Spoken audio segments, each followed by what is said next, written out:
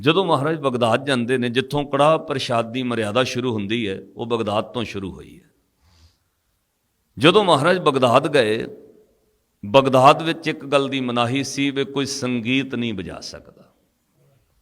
ਜਿੰਨੀ ਅਰਬ ਕੰਟਰੀਆਂ ਨੇ ਉੱਧਰਲੀਆਂ, ਤੁਰਕਮਨੀਸਤਾਨ, ਬਗਦਾਦ ਤੱਕ ਲੈ ਕੇ, ਇਹ ਸ਼ੀਆ ਅਤੇ ਸੁੰਨੀ ਦੋ ਨੇ। ਉਹ ਸੁੰਨੀਆਂ ਦੇ ਹਿੱਸੇ ਆਉਂਦਾ, ਕੁਝ ਸ਼ੀਆ ਲੋਕ ਨੇ, ਵੱਖਰੇ ਵੱਖਰੇ ਨੇ। ਜਦੋਂ ਮਹਾਰਾਜ ਉੱਥੇ ਗਏ ਤਾਂ ਉੱਥੇ ਮਨਾਹੀ ਹੈ ਵੀ ਸੰਗੀਤ ਨਹੀਂ ਵਜਾ ਸਕਦੇ। ਭਾਈ ਮਰਦਾਨਾ ਸ਼੍ਰੀ ਗੁਰੂ ਨਾਨਕ ਸਾਹਿਬ ਮਹਾਰਾਜ ਦੇ ਨਾਲ ਨੇ, ਸ਼ਹਿਰ ਤੋਂ ਬਾਰ-ਬਾਰ ਬਹਿ ਜਾਂਦੇ ਨੇ। ਰਾਤ ਪੈਂਦੀ ਹੈ, ਆਰਾਮ ਕਰਦੇ ਨੇ। ਜਿਵੇਂ ਹੀ ਸਵੇਰ ਹੋਈ, ਫਜਰ ਦੀ ਨਮਾਜ਼ ਦਾ ਵਕਤ ਹੋਇਆ, ਪਾਤਸ਼ਾਹ ਕਹਿੰਦੇ ਨੇ ਚੱਲ ਮਰਦਾਨੇ ਆਪਾਂ ਵੀ ਬਾਂਗ ਦਈਏ, ਰਵਾਬ ਛੇੜ। ਮਰਦਾਨੇ ਕਿਹਾ ਮਹਾਰਾਜ ਇੱਥੇ ਸੰਗੀਤ ਵਜਾਉਣਾ ਮਨ੍ਹਾ ਹੈ। ਮਹਾਰਾਜ ਕਿਉਂ ਵਜਾਉਣਾ? ਪਾਤਸ਼ਾਹ ਨੇ ਕਿਹਾ ਆਪਾਂ ਵਜਾਵਾਂਗੇ, ਲੋਕ ਪੁੱਛਣਗੇ, ਫਿਰ ਦੱਸਾਂਗੇ ਸੰਗੀਤ ਕੀ ਹੈ। ਮਰਦਾਨਿਆਂ ਵਾਂਗ ਦਾ ਵਕਤ ਹੋ ਗਿਆ, ਚੱਲ ਸੰਗੀਤ ਛੇੜ। ਜਿਵੇਂ ਭਾਈ ਮਰਦਾਨੇ ਨੇ ਤੰਦ ਛੇੜੀ, ਹਜ਼ੂਰ ਨੇ ਉੱਚੀ ਆਵਾਜ਼ ਵਿੱਚ ਬਾਂਗ ਦਿੱਤੀ। ਉਧਰ ਅਜੇ ਮੌਲਵੀਆਂ ਨੇ ਆਵਾਜ਼ ਦੇਣੀ ਸੀ ਮਸੀਤ ਵਿੱਚੋਂ, ਇੱਧਰ ਪਾਤਸ਼ਾਹ ਨੇ ਇੱਕ ਘੜੀ ਪਹਿਲਾਂ ਬਾਂਗ ਦੇ ਦਿੱਤੀ। ਕੀ ਬੋਲੇ ਨੇ? ਮੈਂ ਨਾਲ ਦੀ ਨਾਲ ਤੁਹਾਨੂੰ ਪੌੜੀਆਂ ਸੁਣਾਵਾਂ, ਦੋ ਸੁਣਿਓ। ਪਹਿਲੀ ਪੌੜੀ ਭਾਈ ਗੁਰਦਾਸ ਜੀ ਲਿਖਦੇ, ਫਿਰ ਬਾਬਾ ਗਿਆ ਬਗਦਾਦ ਨੂੰ। ਬਗਦਾਦ ਕੰਟਰੀ ਹੈ ਹੁਣ ਜਿੱਥੇ ਤੁਸੀਂ ਜਾਂਦੇ ਹੋ। ਫਿਰ ਬਾਬਾ ਗਿਆ ਬਗਦਾਦ ਨੂੰ, ਵਾਹਰ ਜਾਏ ਕੀਆ ਅਸਥਾਨਾ। ਉੱਥੇ ਗੁਰੂ ਨੇ ਸੁਰਤ ਦੀ ਗੱਲ ਕੀਤੀ ਤਾਂ ਮੈਂ ਇਹ ਪੌੜੀ ਲਈ ਹੈ। ਵਾਹਰ ਜਾਏ ਕੀਆ ਅਸਥਾਨਾ, ਇੱਕ ਬਾਬਾ ਅਕਾਲ ਰੂਪ, ਦੂਜਾ ਰਵਾਬੀ। ਜਿਨ੍ਹਾਂ ਨੂੰ ਯਾਦ ਹੈ ਨਾਲ ਪੜਿਆ ਕਰੋ। ਇੱਕ ਬਾਬਾ ਅਕਾਲ ਰੂਪ, ਦੂਜਾ ਰਵਾਬੀ ਮਰਦਾਨਾ। ਜਦੋਂ ਅੰਮ੍ਰਿਤ ਵੇਲਾ ਹੋਇਆ, ਫਿਰ ਦਿੱਤੀ ਬਾਂਗ ਨਿਵਾਜ ਕਰ। ਵਾਂਗ ਦਾ ਅਰਥ ਹੁੰਦਾ ਉੱਚੀ ਆਵਾਜ਼ 'ਚ ਬੋਲਣਾ। ਦਿੱਤੀ ਬਾਂਗ ਨਿਵਾਜ ਕਰ, ਸੁਨ ਸਮਾਨ ਹੋਆ ਜਹਾਨਾ। ਸੁਨ ਮੁਨ ਨਗਰੀ ਭਈ, ਦੇਖ ਪੀਰ ਪਿਆ ਹੈਰਾਨ। ਉੱਥੋਂ ਦੇ ਪੀਰ ਹੈਰਾਨ ਹੋ ਗਏ, ਕੌਣ ਗਾ ਰਿਹਾ, ਕਿਉਂ ਗਾ ਰਿਹਾ? ਤੇ ਜੋ ਪਾਤਸ਼ਾਹ ਨੇ ਗਾਇਆ ਉਹ ਤਾਂ ਹੈਰਾਨ ਕਰਨ ਵਾਲਾ ਸੀ ਨਾ। ਹਜ਼ੂਰ ਨੇ ਗਾਇਆ ਪਤਾ ਕੀ? ਅੰਮ੍ਰਿਤ ਵੇਲੇ ਬਾਂਗ ਦਿੱਤੀ, ਸਹਿਬ ਬੋਲੇ ਪਾਤਾਲਾਂ ਪਾਤਾਲ, ਲੱਖ ਆਗਾਸਾਂ ਆਗਾਸ। ਪੜੋ ਪਾਤਾਲਾਂ ਪਾਤਾਲ, ਲੱਖ ਆਗਾਸ। ਓੜ ਕਪਾਲ ਥਕੇ, ਵੇਦ ਕਹਿਨ ਇੱਕ ਬਾਤ। ਓੜ ਕਪਾਲ ਥਕੇ, ਵੇਦ ਕਹਿ। ਇਹ ਆਵਾਜ਼ ਨੇ ਹੈਰਾਨ ਕਰ ਦਿੱਤਾ ਬਗਦਾਦ ਦੇ ਲੋਕਾਂ ਨੂੰ। ਪੀਰ ਦਸਤਗੀਰ ਜਿਹੜਾ ਉਹ ਸੁਣ ਕੇ ਬਹੁਤ ਕ੍ਰੋਧ ਵਿੱਚ ਆਇਆ। ਜਿੱਥੇ ਬੈਠਾ ਸੀ ਉਹਨੇ ਉੱਥੇ ਹੀ ਧਿਆਨ ਲਾ ਕੇ ਵੇਖਿਆ ਕੌਣ ਗਾ ਰਿਹਾ। ਇਹਦਾ ਮਤਲਬ ਬੰਦਾ ਵੀ ਪਹੁੰਚਿਆ ਹੋਇਆ, ਆਮ ਬੰਦਾ ਨਹੀਂ ਹੈ। ਜਿੱਥੇ ਬੈਠਾ ਉੱਥੇ ਉਹਨੇ ਧਿਆਨ ਲਾ ਕੇ ਵੇਖਿਆ ਵੀ ਸ਼ਹਿਰ ਦੇ ਦੂਜੇ ਪਾਸੇ ਕੌਣ ਹੈ, ਕਿੱਥੋਂ ਆਵਾਜ਼ ਆ ਰਹੀ ਹੈ। ਭਾਈ ਗੁਰਦਾਸ ਜੀ ਲਿਖਦੇ, ਕਹਿੰਦੇ ਫਿਰ ਉਹ ਪੀਰ ਦਸਤਗੀਰ ਜਿਹੜਾ ਵੇਖੇ ਧਿਆਨ ਲਗਾਏ ਕਰ। ਉਹਨੇ ਧਿਆਨ ਲਾ ਕੇ ਵੇਖਿਆ। ਕੀ ਵੇਖਿਆ? ਇੱਕ ਫਕੀਰ ਵੱਡਾ ਮਸਤਾਨਾ, ਇੱਕ ਬਾਬਾ ਅਕਾਲ ਰੂਪ, ਦੂਜਾ ਰਵਾਬੀ ਮਰਦਾਨਾ। ਉਹ ਧਿਆਨ ਲਾ ਕੇ ਵੇਖਦਾ, ਕੋਈ ਮਸਤਾਨਾ ਜਿਹਾ ਫਕੀਰ ਹੈ, ਗਾਈ ਜਾ ਰਿਹਾ, ਨਾਲ ਬੈਠਾ ਕੋਈ ਰਵਾਬ ਵਜਾਉਂਦਾ। ਤੇ ਉਹਨੇ ਆਪਣੇ ਮੁਰੀਦ ਸੱਦੇ, ਸ਼ਹਿਰ ਤੋਂ ਬਾਹਰ ਫਲਾਨੀ ਦਿਸ਼ਾ ਵਿੱਚ ਕੋਈ ਫਕੀਰ ਬੈਠਾ, ਉਹ ਗਾ ਰਿਹਾ, ਜਾਓ ਪਤਾ ਕਰਕੇ ਆਓ ਕਿੱਥੋਂ ਆਇਆ, ਕੌਣ ਹੈ, ਕਿਹੜੇ ਘਰਾਣੇ ਦਾ ਰਹਿਣ ਵਾਲਾ ਹੈ। ਚੇਲੇ ਤੁਰ ਪਏ, ਮੁਰੀਦਾਂ ਨੂੰ ਭੇਜਿਆ, ਉਹ ਚਲੇ ਗਏ। ਜਦੋਂ ਜਾ ਕੇ ਪਾਤਸ਼ਾਹ ਦੇ ਦਰਸ਼ਨ ਕੀਤੇ, ਹਜ਼ੂਰ ਗਾ ਰਹੇ ਸਨ ਅਜੇ ਵੀ। ਜਦੋਂ ਧੰਨ ਗੁਰੂ ਨਾਨਕ ਸਾਹਿਬ ਮਹਾਰਾਜ ਦੇ ਦੀਦਾਰ ਪਾਏ, ਉਹ ਜਾਂਦਿਆਂ ਮੁਰੀਦਾਂ ਦਰਸ਼ਨ ਕੀਤੇ। ਅੱਜ ਉਹ ਦਰਸ਼ਨ ਉਹਨਾਂ ਨੂੰ ਹੋਏ ਨੇ ਜਿਨ੍ਹਾਂ ਬਾਰੇ ਸ਼੍ਰੀ ਗੁਰੂ ਅਰਜਨ ਦੇਵ ਮਹਾਰਾਜ ਜੀ ਨੇ ਕਿਹਾ, ਮੈਂ ਮੂਰਖ ਕੀ ਕੇਤਕ ਬਾਤ ਹੈ, ਕੋਟ ਪ੍ਰਦੀ ਤਰਿਆ ਰੇ। ਗੁਰ ਨਾਨਕ ਜਿਨ ਸੁਣਿਆ ਪੇਖਿਆ। ਸੁਣ ਵੀ ਲਿਆ ਉਹ ਨਹੀਂ, ਅੱਖਾਂ ਨਾਲ ਦੇਖ ਵੀ ਲਿਆ, ਸੇ ਫਿਰ ਗਰਭਾਸ ਨਾ ਭਰਿਆ ਰੇ। ਉਹਨਾਂ ਮਰੀਦਾਂ ਦੇ ਭਾਗ ਚੰਗੇ ਸਨ, ਉਹ ਉਸ ਭਾਵਨਾ ਨਾਲ ਦਰਸ਼ਨ ਕਰ ਗਏ। ਦਰਸ਼ਨ ਕਰਕੇ ਵਾਪਸ ਮੁੜ ਕੇ ਜਾ ਕੇ ਕੀ ਕਹਿੰਦੇ ਨੇ, ਫਿਰ ਦੁਹਰਾਇਣ ਦਸਤਗੀਰ, ਜਾ ਕੇ ਦੱਸਦੇ ਦਸਤਗੀਰ ਨੂੰ, ਕਹਿੰਦੇ ਨਾਨਕ ਕਲ ਵਿੱਚ ਆਇਆ। ਉਹਨਾਂ ਦਾ ਨਾਮ ਹੈ ਗੁਰੂ ਨਾਨਕ। ਜਿਹੜੇ ਗਾ ਰਹੇ ਨੇ ਉਹ ਕਲਯੁਗ ਵਿੱਚ ਨਾਨਕ ਨੇ ਆਏ ਹੋਏ। ਤੇ ਪਤਾ ਕੌਣ ਨੇ ਦਸਤਗੀਰ ਸਾਹਿਬ? ਉਹ ਕਹਿੰਦਾ ਕੌਣ ਹੈ? ਕਹਿੰਦਾ ਜੀ ਅਸੀਂ ਤਾਂ ਦਰਸ਼ਨ ਕਰਕੇ ਆਏ ਆ। ਅਸਲੀਅਤ ਇਹ ਹੈ, ਉਹਦੇ ਦਰਸ਼ਨ ਕਰਕੇ ਐਂ ਲੱਗਦਾ ਜਿਵੇਂ ਰੱਬ ਬੈਠਾ ਹੋਵੇ, ਸਰੀਰ ਨਹੀਂ ਹੈ ਕੋਈ। ਉਹ ਤਾਂ ਰੱਬ ਹੈ, ਉਹਦੇ ਵਿੱਚ ਤੇ ਰੱਬ ਵਿੱਚ ਭੇਦ ਨਹੀਂ ਹੈ ਕੋਈ। ਉਹ ਮਰੀਦ ਜਾ ਕੇ ਦੱਸਦੇ ਨੇ, ਕਹਿੰਦੇ ਨਾਨਕ ਕਲ ਵਿੱਚ ਆਇਆ, ਰੱਬ ਫਕੀਰ ਕੋ ਪਹਿਚਾਨਾ। ਰੱਬ ਤੇ ਫਕੀਰ ਦੀ ਕੋਈ ਪਹਿਚਾਣ ਹੈ, ਉਹ ਰੱਬ ਲੱਗਦਾ। ਉਹਦੇ ਦਰਸ਼ਨ ਕਰਕੇ ਐਂ ਲੱਗਾ ਜਿਵੇਂ ਖੁਦਾ ਨੂੰ ਵੇਖ ਕੇ ਆਏ। ਦਸਤਗੀਰ ਗੁੱਸੇ 'ਚ ਬੋਲਿਆ, ਖਾਮੋਸ਼, ਤੁਸੀਂ ਉਹਨੂੰ ਰੱਬ ਕਹਿੰਦੇ ਹੋ? ਉਹ ਕੋਈ ਕਾਫਰ ਹੈ। ਮਰੀਦ ਚੁੱਪ ਕਰ ਗਏ। ਦਸਤਗੀਰ ਬੋਲਿਆ, ਉਹ ਕੋਈ ਕਾਫਰ ਹੈ। ਉਹਨੇ ਦੋ ਖੁਨਾਮੀਆਂ ਕੀਤੀਆਂ ਨੇ, ਇੱਕ ਤੇ ਸੰਗੀਤ ਵਜਾਉਣਾ ਮਨਾ ਹੈ, ਉਹ ਰਵਾਬ ਵਜਵਾਉਂਦਾ, ਤੇ ਦੂਜਾ ਜੋ ਸਾਡੇ ਹਜ਼ਰਤ ਮੁਹੰਮਦ ਸਾਹਿਬ ਨੇ ਗਾਇਆ, ਜੋ ਹਜ਼ਰਤ ਮੁਹੰਮਦ ਸਾਹਿਬ ਨੇ ਕਿਹਾ, ਉਹ ਜਿਹੜਾ ਬਾਬਾ ਨਾਨਕ ਆਇਆ ਉਹ ਹਜ਼ਰਤ ਮੁਹੰਮਦ ਦੇ ਉਲਟ ਕਹਿੰਦਾ। ਸਾਰੇ ਮਰੀਦ ਗੁੱਸੇ ਵਿੱਚ ਆ ਗਏ ਫਿਰ, ਵੀ ਸਾਡੇ ਹਜ਼ਰਤ ਦੇ ਉਲਟ ਕਿਵੇਂ ਕਹਿ ਸਕਦਾ। ਦਸਤਗੀਰ ਉੱਠ ਕੇ ਖਲੋ ਗਿਆ। ਉਹਨੇ ਕਿਹਾ ਹੱਥਾਂ ਵਿੱਚ ਰੋੜੇ ਬੱਟੇ ਚੁੱਕੋ, ਚਲੋ ਉਸ ਫਕੀਰ ਵੱਲ ਚਲੀਏ। ਜੇ ਉਹ ਜਵਾਬ ਨਾ ਦੇ ਸਕਿਆ, ਬੱਟੇ ਮਾਰ ਮਾਰ ਕੇ ਉਸੇ ਜਗ੍ਹਾ ਤੇ ਉਹਨੂੰ ਫੌਤ ਕਰ ਦਿਓ। ਫੌਤ ਮੀਨਿੰਗ ਮਾਰ ਦਿਓ, ਉੱਥੇ ਮਈਅਤ ਬਣਾ ਦਾਂਗੇ। ਬੜੇ ਗੁੱਸੇ ਚੱਲ ਪਏ। ਜਦੋਂ ਹੁਣ 100 ਬੰਦਾ ਜਾ ਰਿਹਾ ਹੋਵੇ ਤਾਂ ਵੇਖਣ ਵਾਲੇ 10 20 50 ਹੋਰ ਨਾਲ ਜੁੜ ਜਾਂਦੇ, ਵੀ ਕੀ ਗੱਲ ਹੋਈ, ਕੀ ਗੱਲ ਹੋਈ। ਬਹੁਤ ਬੜੀ ਭੀੜ ਜੁੜ ਗਈ। ਜਦੋਂ ਵੱਡੀ ਭੀੜ ਵਿੱਚ ਦਸਤਗੀਰ ਆਇਆ, ਹਜ਼ੂਰ ਅਜੇ ਵੀ ਗਾ ਰਹੇ ਸਨ। ਧੰਨ ਗੁਰੂ ਨਾਨਕ ਸਾਹਿਬ ਮਹਾਰਾਜ ਹੁਣ ਉਸੇ ਪੌੜੀ ਨੂੰ ਅੱਗੇ ਗਾ ਰਹੇ ਨੇ। ਓੜਕ ਭਾਲ ਥਕੇ, ਵੇਦ ਕਹਿਨ ਇੱਕ ਬਾਤ, ਸਹਸ 18 ਕਹਿਣ ਕਤੇਬਾ, ਅਸਲੂ ਇੱਕ ਤਾਤ। ਤੇ ਉਹ ਪੀਰ ਦਸਤਗੀਰ ਆਉਂਦਾ ਹੀ ਪਤਾ ਕੀ ਬੋਲਿਆ, ਵਿਚਾਰ ਨਹੀਂ ਕਰਨ ਆਇਆ, ਉਹ ਝਗੜਾ ਕਰਨ ਦੇ ਲਹਿਜੇ ਨਾਲ ਆਇਆ। ਆਉਂਦਿਆਂ ਫਿਰ ਗੁਰੂ ਨਾਨਕ ਸਾਹਿਬ ਮਹਾਰਾਜ ਨੂੰ ਕਹਿੰਦਾ, ਬਾਬਾ ਤੂੰ ਕੀ ਅੱਤ ਚੁੱਕੀ ਹੈ? ਕਿਉਂਕਿ ਵਿਚਾਰ ਦਾ ਤਰੀਕਾ ਹੋਰ ਹੁੰਦਾ ਹੈ। ਜੇ ਕਿਸੇ ਨੇ ਝਗੜਾ ਕਰਨਾ, ਉਹ ਤਕਰਾਰ ਵਿੱਚ ਬੋਲਦਾ ਹੈ, ਵਿਚਾਰ 'ਚ ਤਾਂ ਬੋਲਦਾ ਹੀ ਨਹੀਂ ਨਾ। ਜਿਹਨੇ ਝਗੜਾ ਨਹੀਂ ਕਰਨਾ ਉਹ ਵਿਚਾਰ ਕਰਦਾ ਹੈ, ਜਿਹਨੇ ਝਗੜਾ ਕਰਨਾ ਉਹ ਤਕਰਾਰ ਕਰਦਾ ਹੈ। ਇਸ ਲਈ ਭਾਈ ਗੁਰਦਾਸ ਸਾਹਿਬ ਨੇ ਲਿਖਿਆ, ਪੁੱਛੇ ਪੀਰ ਤਕਰਾਰ ਕਰ। ਆ ਕੇ ਤਕਰਾਰ ਕਰਕੇ ਪੁੱਛਦਾ, ਪੁੱਛੇ ਪੀਰ ਤਕਰਾਰ ਕਰ, ਇਹ ਫਕੀਰ ਵੱਡਾ ਆਤਾਈ, ਤੂੰ ਕੀ ਅੱਤ ਚੁੱਕੀ ਹੈ? ਇੱਥੇ ਵਿੱਚ ਬਗਦਾਦ ਦੇ ਵੱਡੀ ਕਰਾਮਾਤ ਦਿਖਲਾਈ, ਪਾਤਲ ਨਾ ਆਕਾਸ਼ ਲਖ, ਓੜਕ ਭਾਲੀ ਖਬਰ ਸੁਣਾਈ। ਬਾਬਾ ਤੈਨੂੰ ਪਤਾ ਹੈ ਇੱਥੇ ਸੰਗੀਤ ਵਜਾਉਣਾ ਮਨਾ ਹੈ, ਤੂੰ ਸੰਗੀਤ ਵਜਾ ਰਿਹਾ ਹੈ, ਤੂੰ ਰਵਾਬ ਵਜਵਾ ਰਿਹਾ ਹੈ। ਪਾਤਸ਼ਾਹ ਨੇ ਕਿਹਾ, ਦਸਤਗੀਰ ਸਾਹਿਬ ਕਿੱਥੋਂ ਕਿੱਥੋਂ ਸੰਗੀਤ ਬੰਦ ਕਰੋਗੇ? ਰਵਾਬ ਹੈ, ਇਹਨੂੰ ਤਾਂ ਬੰਦ ਕਰ ਦਾਂਗੇ, ਤੂੰ ਸੰਗੀਤ ਕਿੱਥੋਂ ਬੰਦ ਕਰ ਸਕਦਾ ਹੈ?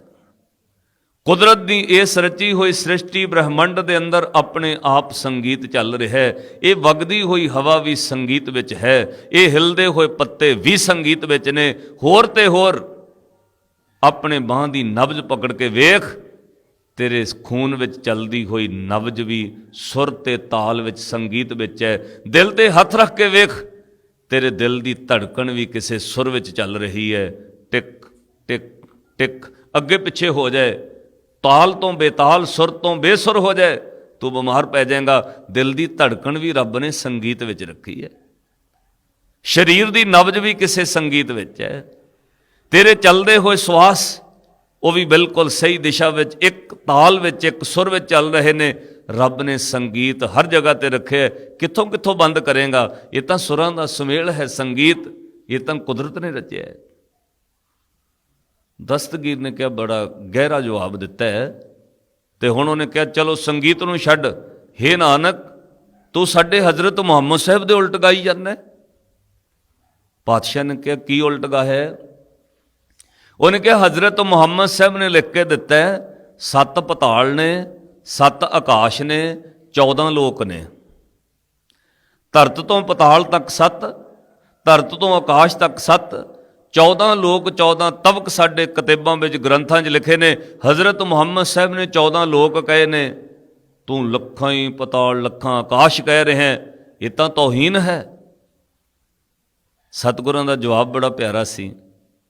ਗੁਰੂ ਨਾਨਕ ਸਾਹਿਬ ਮਹਾਰਾਜ ਬੋਲੇ, ਦਸਤਗੀਰ ਸਾਹਿਬ ਜੋ ਹਜ਼ਰਤ ਮੁਹੰਮਦ ਸਾਹਿਬ ਨੇ ਕਿਹਾ ਉਹ ਬਿਲਕੁਲ ਸਹੀ ਕਿਹਾ। ਇੱਕਦਮ ਸਾਰੇ ਮੁਸਲਮਾਨ ਹੱਥ ਵਿੱਚ ਜਿਹੜੇ ਬੱਟੇ ਸਾਨੂੰ ਸੁੱਟ ਦਿੱਤੇ ਵੇ, ਤੇ ਸਾਡੇ ਰੱਬ ਨੂੰ ਸਹੀ ਕਹਿ ਰਿਹਾ। ਪਾਤਸ਼ਾਹ ਕਹਿੰਦੇ ਜੋ ਹਜ਼ਰਤ ਮੁਹੰਮਦ ਸਾਹਿਬ ਨੇ ਕਿਹਾ ਬਿਲਕੁਲ ਸਹੀ ਕਿਹਾ, ਔਰ ਜੋ ਮੈਂ ਕਹਿ ਰਿਹਾ ਉਹ ਵੀ ਬਿਲਕੁਲ ਸਹੀ ਕਹਿ ਰਿਹਾ। ਹਜ਼ਰਤ ਮੁਹੰਮਦ ਸਾਹਿਬ ਨੇ 14 ਲੋਕ ਵੇਖੇ ਨੇ, ਉਹਨਾਂ ਉਮਤ ਨੂੰ 14 ਕਹਿ ਦਿੱਤੇ, ਮੈਨੂੰ ਲੱਖਾਂ ਦਿਸ ਰਹੇ ਨੇ, ਮੈਂ ਲੱਖਾਂ ਕਹਿ ਰਿਹਾ, ਗਲਤ ਕੀ ਹੈ? ਉਹਨਾਂ ਨੂੰ 14 ਨਜ਼ਰ ਆਏ, ਉਹਨੀ 14 ਕਹਿ ਦਿੱਤੇ, ਸੱਚ ਕਿਹਾ। ਮੈਨੂੰ ਲੱਖਾਂ ਹੀ ਨਜ਼ਰ ਆ ਰਹੇ ਨੇ, ਮੈਂ ਲੱਖਾਂ ਹੀ ਗਾ ਰਿਹਾ। ਇਹਦੇ ਵਿੱਚ ਦਸਤਗੀਰ ਸਾਹਿਬ ਗਲਤ ਕੀ ਹੈ? ਤੇ ਦਸਤਗੀਰ ਇੱਕਦਮ ਗੁੱਸੇ 'ਚ ਬੋਲਿਆ, ਲੱਖਾਂ ਆਕਾਸ਼ ਪਤਾਲ ਤੁਹਾਨੂੰ ਦਿਸ ਰਹੇ ਨੇ? ਸਾਹਿਬ ਨੇ ਕਿਹਾ ਦਿਸ ਰਹੇ ਨੇ। ਤੇ ਹੁਣ ਉਹ ਚੈਲੰਜ ਕਰਕੇ ਕਹਿੰਦਾ, ਵਿਖਾ ਸਕਦੇ ਹੋ? ਫਿਰ ਲੱਖਾਂ ਆਕਾਸ਼ ਪਤਾਲ ਦਿਖਾ ਸਕਦੇ ਹੋ? ਗੁਰੂ ਨਾਨਕ ਸਾਹਿਬ ਮਹਾਰਾਜ ਨੇ ਬਗਦਾਦ ਦੀ ਧਰਤੀ ਤੇ ਉਹਨਾਂ ਦਾ ਚੈਲੰਜ ਕਬੂਲ ਕੀਤਾ। ਹਜ਼ੂਰ ਬੋਲੇ, ਵਿਖਾ ਸਕਦਾ ਹੈ, ਵਿਖਾ ਸਕਦਾ ਹੈ, ਪਰ ਮੇਰੀ ਵੀ ਇੱਕ ਸ਼ਰਤ ਹੈ ਦਸਤਗੀਰ ਸਾਹਿਬ, ਜਿਹਦੇ ਉੱਤੇ ਤੁਹਾਨੂੰ ਵਿਸ਼ਵਾਸ ਹੈ ਉਹ ਬੰਦਾ ਇੱਥੇ ਬਿਠਾ ਦਿਓ, ਉਹਨੂੰ ਵਿਖਾ ਦਾਂਗਾ। ਇੰਨੇ ਮੁਰੀਦਾਂ ਚੋਂ ਜਿਹਦੇ ਤੇ ਤੁਹਾਨੂੰ ਵਿਸ਼ਵਾਸ ਹੈ ਇੱਥੇ ਬਿਠਾ ਦਿਓ, ਉਹਨੂੰ ਵਿਖਾ ਦਾਂਗਾ। ਦਸਤਗੀਰ ਸੋਚੀ ਪੈ ਗਿਆ। ਸਭ ਨਵੇਂ ਪੁਰਾਣੇ ਮੁਰੀਦਾਂ ਵੱਲ ਉਹਨੇ ਧਿਆਨ ਧਰਿਆ, ਚੰਗੀ ਤਰ੍ਹਾਂ ਵੇਖਿਆ, ਤੇ ਵੇਖ ਕੇ ਉਹਨੇ ਫੈਸਲਾ ਪਤਾ ਕੀ ਕੀਤਾ, ਮੈਨੂੰ ਆਪਣੇ ਪੁੱਤ ਤੇ ਵਿਸ਼ਵਾਸ ਹੈ। ਮਾਫ ਕਰਿਓ, ਮੁਰੀਦ ਕਿੰਨੇ ਵੀ ਕਿਸੇ ਗੁਰੂ ਦੇ ਹੋਣ, ਜਦੋਂ ਵੀ ਉਹਨੂੰ ਵਿਸ਼ਵਾਸ ਹੁੰਦਾ ਹੈ ਆਪਣੇ ਪੁੱਤ ਤੇ ਹੁੰਦਾ ਹੈ। ਇਹ ਤਾਂ ਮੇਰੇ ਗੁਰੂ ਨਾਨਕ ਦਾ ਘਰ ਹੈ, ਜਿੱਥੇ ਪੁੱਤਾਂ ਨੂੰ ਛੱਡ ਕੇ ਸੇਵਕਾਂ ਨੂੰ ਵੀ ਗੱਦੀ ਮਿਲੀ ਹੈ। ਨਹੀਂ ਤੇ ਦੇਹ ਧਾਰੀਆਂ ਦਾ ਮਾਫ ਕਰਿਓ, ਸੇਵਕ 50-50 ਸਾਲ ਤੋਂ ਸੇਵਾ ਕਰੀ ਜਾਣ, ਜਦੋਂ ਗੱਦੀ ਦੇਣਗੇ ਪੁੱਤ ਭਤੀਜੇ ਭਾਣਜਿਆਂ ਨੂੰ ਦੇਣਗੇ, ਮੁਰੀਦ ਨੂੰ ਸੇਵਕ ਨੂੰ ਕੋਈ ਨਹੀਂ ਦਿੰਦਾ। ਇਹ ਤਾਂ ਗੁਰੂ ਨਾਨਕ ਦਾ ਘਰ ਹੈ, ਜਿੱਥੇ ਪੁੱਤਾਂ ਨੂੰ ਛੱਡ ਕੇ ਸੇਵਕਾਂ ਨੂੰ ਵੀ ਗੱਦੀ ਦਿੱਤੀ ਹੈ। ਨਹੀਂ ਤੇ ਸੇਵਕ ਨੂੰ ਕੌਣ ਦਿੰਦਾ? ਸੇਵਕ ਜਿੰਨੇ ਮਰਜ਼ੀ ਚੰਗੇ ਹੋਣ, ਪੁੱਤ ਨੂੰ ਫਿਰ ਮੋਹਰੇ ਲਿਆਉਣਗੇ। ਸਾਧ ਸੰਗਤ, ਅੱਜ ਦਸਤਗੀਰ ਨੇ ਵੀ ਉਹੀਓ ਕੀਤਾ, ਵੱਡੇ ਛੋਟੇ ਸਭ ਮੁਰੀਦ ਛੱਡ ਦਿੱਤੇ। ਉਹਨੇ ਆਪਣੇ ਬੇਟੇ ਨੂੰ ਕਿਹਾ, ਮੈਨੂੰ ਮੇਰੇ ਪੁੱਤ ਤੇ ਵਿਸ਼ਵਾਸ ਹੈ, ਇਹਨੂੰ ਦਿਖਾ ਦਿਓ। ਖੈਰ ਉਹਦਾ ਬੇਟਾ ਵੀ 5 ਵਕਤ ਦਾ ਨਵਾਜੀ ਹੈ, ਇਲਮ ਜਾਣਨ ਵਾਲਾ ਮੌਲਵੀ ਹੈ, ਉਹ ਗਿਆਨ ਰੱਖਦਾ ਹੈ। ਉਹਨੂੰ ਸ਼੍ਰੀ ਗੁਰੂ ਨਾਨਕ ਸਾਹਿਬ ਮਹਾਰਾਜ ਦੇ ਮੋਹਰੇ ਬਿਠਾ ਦਿੱਤਾ ਗਿਆ। ਇੱਥੋਂ ਤੱਕ ਪਹਿਲਾਂ ਮੈਂ ਪੌੜੀ ਸੁਣਾਦਾ ਤੁਹਾਨੂੰ। ਭਾਈ ਗੁਰਦਾਸ ਜੀ ਲਿਖਦੇ, ਪੁੱਛੇ ਪੀਰ ਤਕਰਾਰ ਕਰ, ਇਹ ਫਕੀਰ ਵੱਡਾ ਆ ਤਾਈ, ਇੱਥੇ ਵਿੱਚ ਬਗਦਾਦ ਦੇ ਵੱਡੀ ਕਰਾਮਾਤ ਦਿਖਲਾਈ। ਲੱਖ ਪਤਾਲ ਆਕਾਸ਼ ਲੱਖ, ਓੜਕ ਭਾਲੀ ਖਬਰ ਸੁਣਾਈ। ਫਿਰ ਦੁਹਰਾਇਣ ਦਸਤਗੀਰ, ਅਸਾਂ ਪੀ ਵੇਖਾਂ ਜੋ ਤੋਹੇ ਪਾਈ। ਦਸਤਗੀਰ ਕਹਿੰਦਾ, ਅਸੀਂ ਵੀ ਵੇਖਣਾ ਚਾਹੁੰਦੇ ਹਾਂ, ਵਿਖਾ ਸਕਦੇ ਹੋ ਜੇ ਲੱਖਾਂ ਆਕਾਸ਼ ਪਤਾਲ ਨੇ? ਹਜ਼ੂਰ ਨੇ ਚੈਲੰਜ ਕਬੂਲ ਕਰ ਲਿਆ, ਵਿਖਾ ਸਕਦਾ। ਉਹਨੇ ਕਿਹਾ ਮੇਰੇ ਬੇਟੇ ਨੂੰ ਵਿਖਾ ਦਿਓ। ਮੋਹਰੇ ਬਿਠਾ ਦਿੱਤਾ ਗਿਆ। ਹੁਣ ਸ਼੍ਰੀ ਗੁਰੂ ਨਾਨਕ ਸਾਹਿਬ ਮਹਾਰਾਜ ਦਸਤਗੀਰ ਦੇ ਬੇਟੇ ਨੂੰ ਕਹਿੰਦੇ ਨੇ, ਬੇਟਾ ਅੱਖਾਂ ਬੰਦ ਕਰ, ਜਿਵੇਂ ਮੈਂ ਕਹਾਂ ਉਸ ਤਰ੍ਹਾਂ ਤੂੰ ਮਗਰ ਬੋਲਣਾ ਹੈ। ਧੰਨ ਗੁਰੂ ਨਾਨਕ ਸਾਹਿਬ ਮਹਾਰਾਜ, ਆਪ ਰੱਬ ਨੇ, ਸ਼੍ਰੀ ਗੁਰੂ ਨਾਨਕ ਸਾਹਿਬ ਮਹਾਰਾਜ ਨੇ ਪੀਰ ਦਸਤਗੀਰ ਦੇ ਬੇਟੇ ਨੂੰ ਜੋ ਪੜ੍ਹਾਇਆ, ਸਰੀਰ ਉੱਥੇ ਬੈਠਾ ਰਿਹਾ, ਉਹਦੀ ਸੁਰਤ ਨੂੰ ਲੈ ਕੇ ਪਾਤਸ਼ਾਹ ਪੂਰੇ ਬ੍ਰਹਮੰਡ ਵਿੱਚ ਯਾਤਰਾ ਕਰਾ ਦਿੱਤੀ।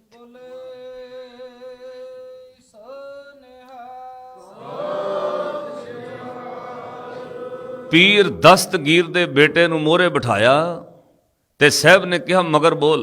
ਅੱਖਾਂ ਬੰਦ ਕਰਵਾ ਕੇ ਹਜ਼ੂਰ ਨੇ ਫਿਰ ਪੜ੍ਹਿਆ, ਇੱਕ ਓੰਕਾਰ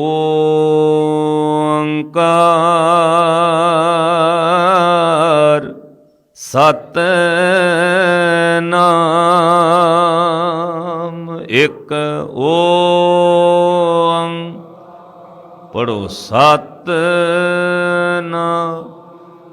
ਇੱਕ ਓੰਕਾਰ ਸਤਿਨਾਮ।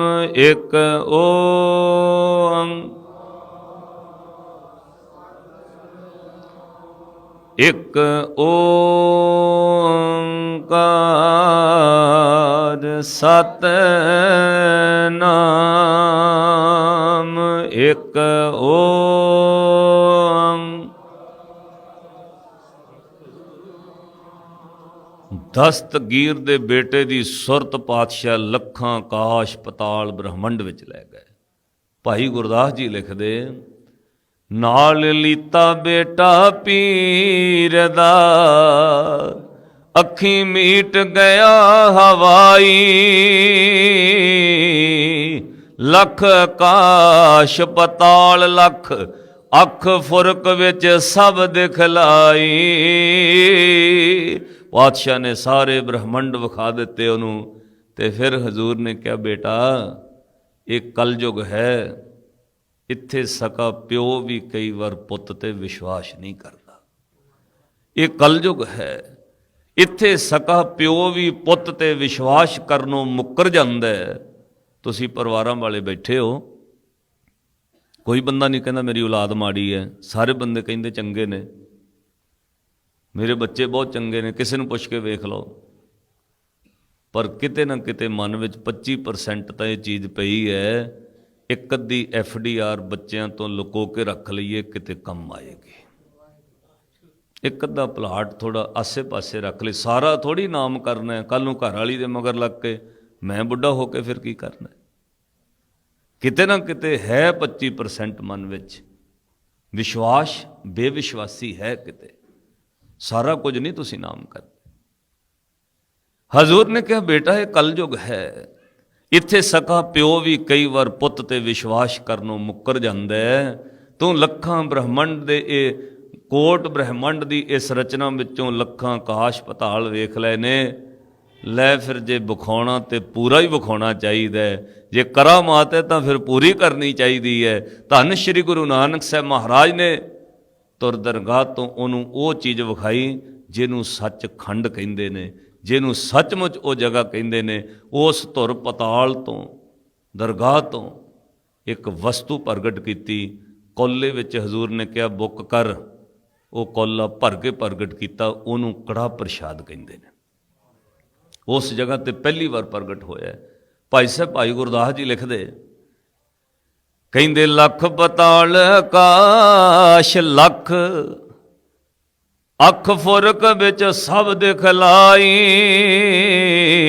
ਭਰ ਕੱਚ ਕੌਲ ਪ੍ਰਸ਼ਾਦ ਦਾ, ਤੁਰੋਂ ਪਤਾਲੋਂ ਲਈ ਕੜਾਹੀ। ਜ਼ਾਹਰ ਕਲਾ ਨਾ ਛਪੈ ਛਪਾਈ, ਜ਼ਾਹਰ ਕਲਾ ਨਾ ਛਪੈ ਛਪਾਈ। ਪਾਤਸ਼ਾਹ ਨੇ ਕਲਾ ਜ਼ਾਹਰ ਕਰਤੀ। ਜਦੋਂ ਉਹਦਾ ਬੇਟਾ ਸੁਰਤ ਵਿੱਚ, ਸਰੀਰ ਵਿੱਚ ਆਉਂਦਾ ਹੈ, ਉੱਚੀ ਆਵਾਜ਼ ਵਿੱਚ ਕਹਿੰਦਾ, ਲੱਖਾਂ ਹੀ ਪਤਾਲ ਨੇ, ਲੱਖਾਂ ਹੀ ਆਕਾਸ਼ ਨੇ, ਕੋਈ ਅੰਤ ਨਹੀਂ, ਕੋਈ ਅੰਤ ਨਹੀਂ। ਅੱਲਾ ਹੈ, ਖੁਦਾ ਹੈ ਗੁਰੂ ਨਾਨਕ। ਤੇ ਸਾਧ ਸੰਗਤ, ਉਹ ਫਿਰ ਜਿਹੜਾ ਕਚਕੌਲ ਪ੍ਰਸ਼ਾਦ ਦਾ ਸੀ ਨਾ ਕੋਲਾ, ਹਜ਼ੂਰ ਨੇ ਕਿਹਾ ਸਭ ਨੂੰ ਵਰਤਾ। ਕਿਣਕਾ ਕਿਣਕਾ ਸਭ ਨੂੰ ਵੰਡਿਆ। ਪੀਰ ਦਸਤਗੀਰ ਕਹਿੰਦਾ, ਹੇ ਬਾਬਾ ਨਾਨਕ, ਜੇ ਵਸਤ ਕਬੂ ਚੱਖ ਕਰ ਨਹੀਂ ਦੇਖੀ ਹੈ, ਜੇ ਵਸਤ ਕਿਸ ਲੋਕ ਕੀ ਹੈ। ਹਜ਼ੂਰ ਨੇ ਕਿਹਾ ਇਹ ਸੱਚਖੰਡ ਤੁਰ ਦਰਗਾਹ ਦੀ ਵਸਤੂ ਹੈ। ਉਹਨੇ ਕਿਹਾ ਪਾਤਸ਼ਾਹ ਜੇ ਸਭ ਨੂੰ ਵਰਤਾਉਣੀ ਹੋਵੇ ਫਿਰ। ਪਾਤਸ਼ਾਹ ਨੇ ਤਿਹਾਵਲ 3 ਚੀਜ਼ਾਂ ਮੰਗਾਈਆਂ। ਉਸ ਜਗ੍ਹਾ ਤੇ ਭਾਰੀ ਮਾਤਰਾ ਵਿੱਚ ਫਿਰ ਕੜਾਹ ਪ੍ਰਸ਼ਾਦੀ ਦੇਗ ਤਿਆਰ ਕੀਤੀ। ਪਹਿਲੀ ਵਾਰ ਬਗਦਾਦ ਵਿੱਚ ਵਰਤਾਈ। ਉਸ ਤੋਂ ਬਾਅਦ ਸਾਧ ਸੰਗਤ ਗੁਰੂ ਨਾਨਕ ਸਾਹਿਬ ਦੇ ਘਰ ਦੀ ਮਰਿਆਦਾ ਰਹੀ ਹੈ। ਅੱਜ ਕੜਾਹ ਪ੍ਰਸ਼ਾਦ ਉਹੀਓ ਵਰਤਾਇਆ ਜਾਂਦਾ ਹੈ। ਔਰ ਜਦੋਂ ਸਭ ਨੇ ਉਹ ਕਿਣਕਾ ਮਾਤਰ ਛਕਿਆ, ਜੋ ਗੁਰੂ ਨਾਨਕ ਸਾਹਿਬ ਨੇ ਗਾਇਆ ਉਹ ਪੀਰ ਦਸਤਗੀਰ ਦੇ ਬੇਟੇ ਨੇ ਗਾਇਆ, ਔਰ ਪੂਰੇ ਬਗਦਾਦ ਨੇ ਫਿਰ ਉਹ ਗਾਇਆ।